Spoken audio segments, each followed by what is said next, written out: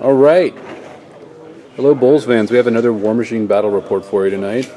I am bringing my Earthbreaker to the table with Durgan Madhammer. You can see him kind of crouching back here with that little hammer he has.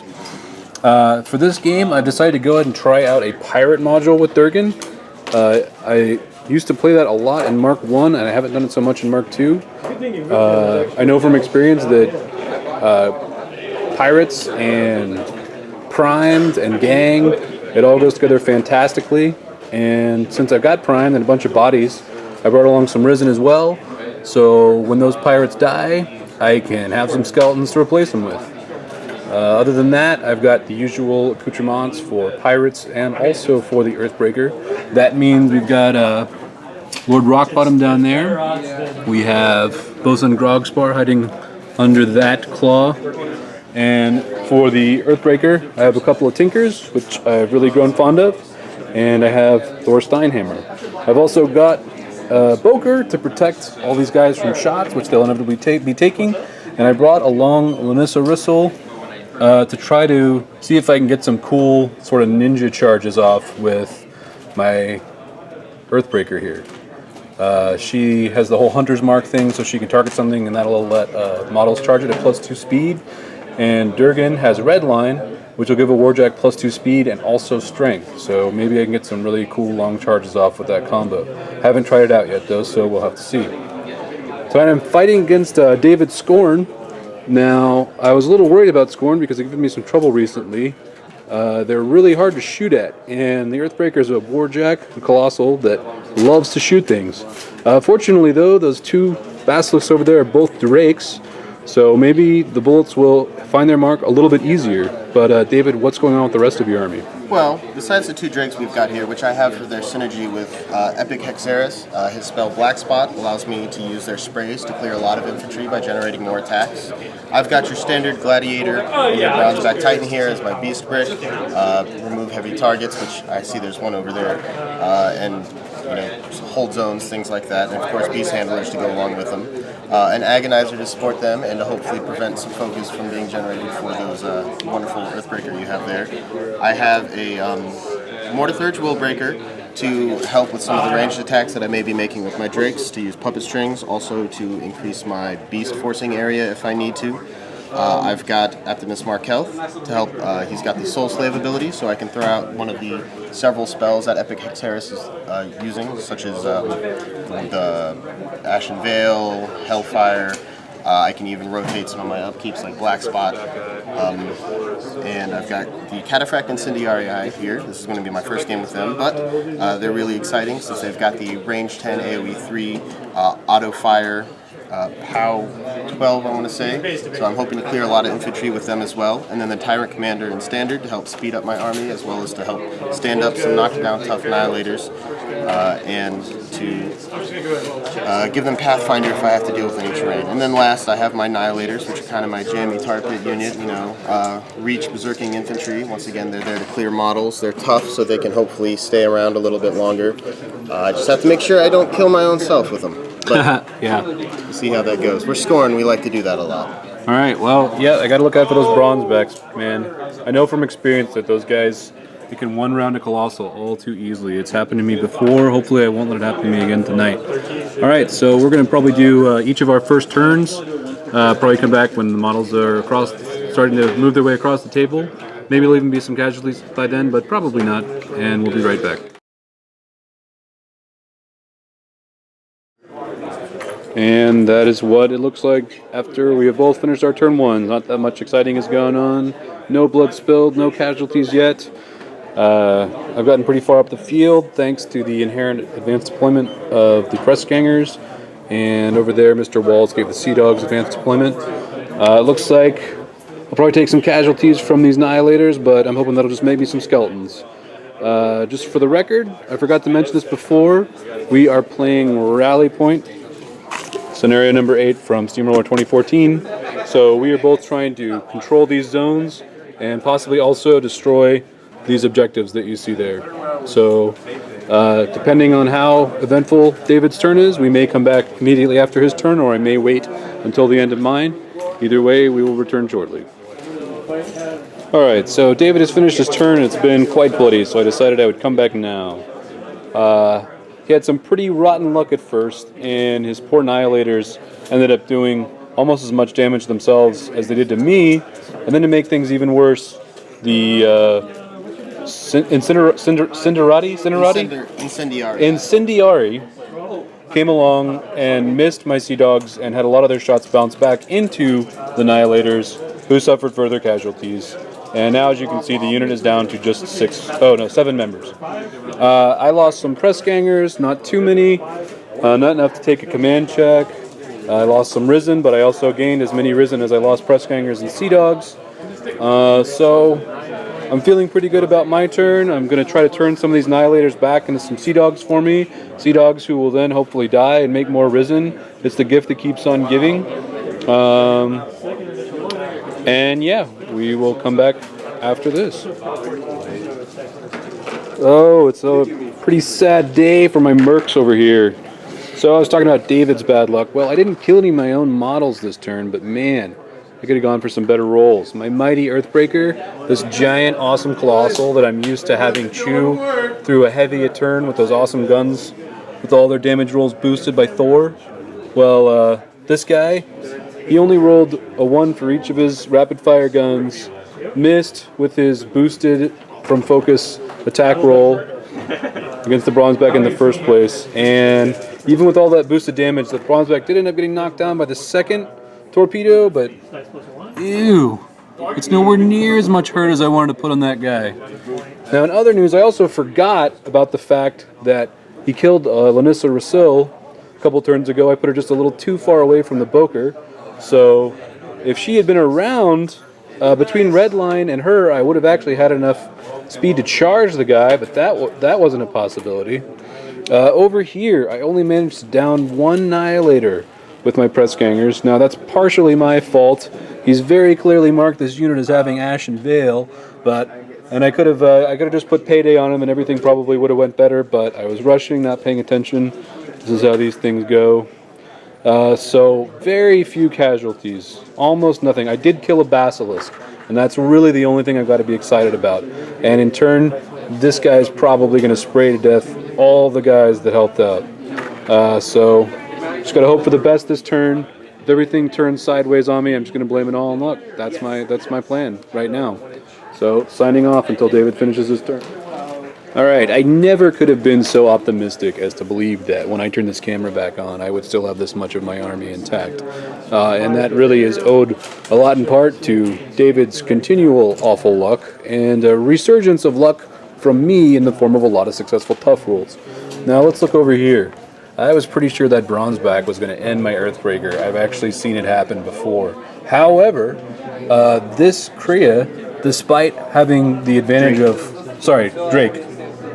This Drake, despite having the advantage of Black Spot on my unit of Sea Dogs, failed to kill a single one, even with ancillary attack between David's wretchedly awful rolls and my excellent tough rolls.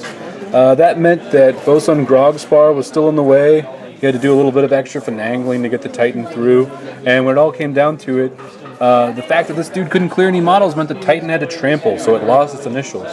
However, given how bad David's rolls were once he got there, I don't know if he would have killed my Earthbreaker even with those 3 extra initials.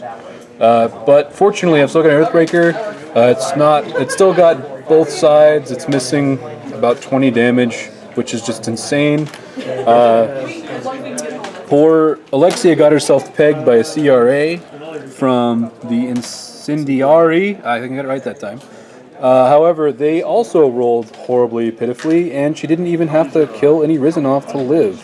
To make matters even more insulting, she had been obviously on fire from the Incendiary, and now, as you can see, she is no longer on fire, and she's ready to bring a couple of Risen into play with those 2 corpse tokens she picked up last turn. So I guess that tells you at least David did manage to kill something. Anyway, I am torn between just continuing to go for the zones or maybe trying to range assassinate eHexaris.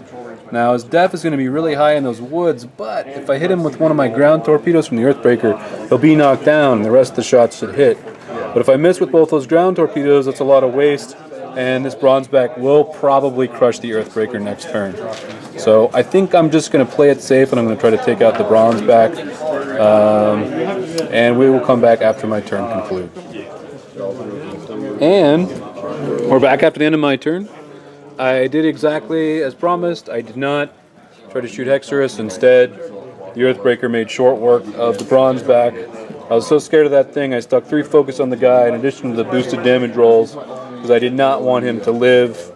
Every once in a while you get those bad luck streaks, and that'll teach you that you always, if you absolutely want something dead, you allocate every last bit of focus, allocate every resource. I did, and I killed him in 2 hits anyway. But hey, he's gone, don't have to worry about him anymore. I made a couple new Sea Dogs.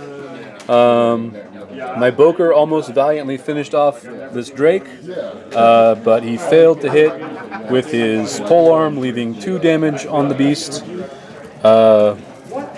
Annihilators are almost finished off now, thankfully. Fortunately, we've still got Incendiary, who are in just fine shape, but I'm feeling a lot better now because there's only really one thing left on the board that I have to worry about scaring my Earthbreaker. He's over there. He can't charge or trample this turn because of the way that this building is set up. And even Scorn don't have a way to get that guy to walk that far. So I'm not worried about him yet. So all in all, I'm pretty hopeful. Durgan's back here. He's got 2 focus on him. Strangely, as I was just pointing out to David, my Warcaster has made almost no impact on the game yet. All he's done is allocate focus because I haven't primed anything because I know I'll just end up blowing myself up. I haven't redlined the Earthbreaker because the speed wouldn't have mattered yet. I don't just want to keep it upkept because it damages the Warjack. He's got too many counters to bother putting up inhospitable ground. And, well, Powder Keg and Ground Zero haven't really come up yet. So it's mostly been just about the Earthbreaker, really, and not so much about Durgan, unfortunately. Although I'm hoping soon that I'll get in a position where I feel a little bit more comfortable to unleash Buster, maybe blow some of those guys up on Durgan's feet turn. But right now, if I don't get them all, it's a little too scary. So hopefully that'll happen next turn, but first we're going to let David do his, and then we'll come back after to see what happened. All right, now that's a little bit more like what I expect to see against a unit with Black Spot on it. There is 1 Sea Dog left standing. Obviously, he's been promoted to the unit leader. He passed 3 tough checks, and that's why he's still here. All the rest of his buddies are gone, which is fine with me. They failed their command check anyway. I don't need them around. And of course, Rock Bottom was out of coin, so getting them to pass that wasn't really an option. Fortunately, all that death means Alexi's got 5 corpse tokens to put out there. I'm probably going to prime the Risen this turn. It's kind of an easy option because little Stinko, the Agonizer, the one that everybody hates. If you've played against Scorn, you've probably seen this guy. He is out there now preventing me from allocating focus to Warjacks. So it's all going to have to stay on Durgan, which is cool. Maybe I can finally throw some spells out there. And yeah, I got a few things to think about. I have a few schemes to try to get a caster kill that might work. Or I can just do what I did last turn and just try to reap the most casualties. And of course, you will see what happens when my turn is over. Whew, this is a long one, people, but I'm finally starting to grind my way. Let me see your dead here. So, the Earthbreaker, despite the absence of focus, was able to finish off the Titan Gladiator.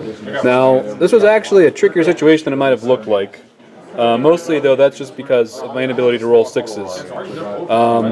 Given that the thing was in the woods and the angle of my Colossal, it really meant I couldn't shoot it. I would only have half my guns if I wanted the aiming bonus, and if I did not get the aiming bonus, I was unlikely to hit its Def 14. Remember, I couldn't allocate focus to it, thanks to this thing, which I couldn't manage to kill, but hey, there were lots of other great things that happened. So I redlined it, which gave it the speed to just walk up there. Since it didn't need to charge, without redline it would have been too far away, go redline. It was also +2 strength, but it didn't really seem to need it, and fortunately I managed to roll the 2 6s I needed with my initials to finish off the Gladiator. Also, Durgan helped, so he finally did something. He shot it with his gun with the case cracker, and that did a lot of damage to it. So it looks like I'm beginning to push back the Scorn Menace. My resin have actually clawed at them a little bit this last turn, so that was pretty cool. And at this point, my unfortunate opponent really doesn't have anything to deal with the Earthbreaker, which means he's kind of going to have to go into caster kill mode. Durgan's pretty far back. I don't really know he's going to finish this off. He is out of War Beasts. They are all gone. I figured it was better to finish off his last War Beast than kill the Agonizer, even though those things are really aggravating. So he has no Arc Nodes to spell Assassinate with Hexaris, and he already popped his feat anyway. I still have my feat to go, which means if I get the right chance, maybe I can still Carpet Bomb all these guys over here. So spirits are looking good, but man, this is turning out to be a long battle report. It is a real grind, a real attrition match. Thanks in no small part to the fact that I have multiple units that can replenish units. So it's David's turn now. We'll see what he can do. I'm hoping not too much. Fingers crossed. So with everything looking as grim as it is, David is now taking desperate measures in an attempt to eke out a win. Now, as we often say when we do these battle reports, he could run away, he could hide in the woods, he could be annoying and make me squeak it out turn after turn after turn and eventually scrape together enough VPs to win. We try to keep things a little more interesting when we do these. So, Hexaris has gone over here. Now David is hoping that even with the Earthbreaker's 6-inch move from Redline, that I won't be able to get it over to him without having part of my base being obscured by this wall, which will grant him an additional +2 defense, which will put him up to a nice respectable 16, if I'm not mistaken. 17. So that's getting kind of up there, even with boosted attack rolls. And again, hey, look, it's that guy. You see him? You see him down there? Yep, he's making sure I don't allocate any focus because I just can't kill him. So I guess I am going to try to kill Hexaris. So I'm going to go ahead and set everything up, and then we'll come back and do the rolls. And hopefully I can set it up in such a way that even if I don't kill him, Durgan doesn't really have to worry about dying himself. Hexaris is mighty low on Fury, given that all his beasts are dead. So he's only got 4 left. After that, he's going to have to start cutting himself. So I will be back shortly. Alright, so everything is set up. Durgan, like a champ, took a buster shot at Hexaris already. Did 8 damage to him, so he's got 9 left. The Earthbreaker still has Redline up on it, so it's a POW 22. Maybe that 2 will make a difference. We'll have to wait and see. And over here, Thor, before this big thing went clanking out of his way, Thor tuned it up to hit. So it's a boosted Mat 6. Now, as I was just discussing with the local PG and rules arbiter on this game, I was pretty sure this is how it worked, but just to confirm, now even though it's only a slight little bit of my Earthbreaker's base that's being blocked by this wall, Hexaris is still going to be treated as getting that defense bonus, because I cannot draw an unbroken line from part of my base to Hexaris, so he's going to be +2 defense with a 17. So I'm going to need 11s to hit boosting. If I can hit even once, though, it'll probably spell the end for him. So let's see what happens. What is that? That is an 8. That is not an 11. We have another initial. That is also not an 11. So that means that Hexaris gets to go on living for 1 turn. Hopefully I'll be able to finish him off later. I'm going to finish off my turn, hopefully finish off that Agonizer, and if Durgan's still alive, which I think he will be at the end of my next turn, I will be able to put focus on this thing, and I don't think Hexaris is going to stand a chance.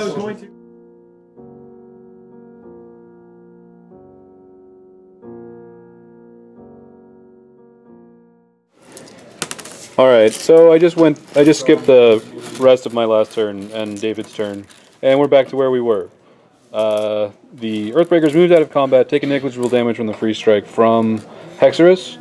Its attack rolls have been boosted by Thor, and it's going to try to shoot Hexaris this time, starting with its right land torpedo. It's going to need a 10. That is not a 10. Let's move on to the left land torpedo. That is also not a 10. This is incredibly unfortunate. However, we do have a right cannon. It's going to get 2 shots. That is not a 10. Let's try again. That is a 10. We have a 10. So he's going to take a POW 13. Dice minus 3. Dice minus 3. Well, there we go. I can roll the damage. So you take 6. Alright, getting lower and 3 lower. left. Alright, now we got the left cannon. Come on, left cannon. 2 shots from there as well. Let's get a 10 from that left cannon. There we go. Alright, so minus 3 you said? Mm-hmm. And there it is. Alright, there's the good game handshake. Thank you, David. We finally made it. So yeah, that was a real... That was a long journey, and it was a real grinder. None of us got any VPs. At the very least, I probably could have gotten one by shooting at his objective, but that just one, when you have stuff that's trying to kill you, doesn't just seem like enough points for it to be worth it. Otherwise, notable things you missed. Rock Bottom is dead now, but before he went out, he has that flame belcher he likes to use. He's good for more than just making Sea Dogs tough. And man, he burned the hell out of these Incendiary. Before he went down, he showed those guys how to burn stuff, and it was pretty cool, and I kind of wish I'd caught it on tape. Also, a real moral victory for me. My poor press ganger leader who has been over here, refusing to die, making tough rolls, he finally came out on top. He finished off the last Annihilator during my last turn. And he's feeling pretty good about that, and so am I. So I hope you enjoyed it. It was fun. Got a little grindy towards the end. But victory for Mercs, victory for Durgan, victory for the Earthbreaker. Thank you so much for playing, David.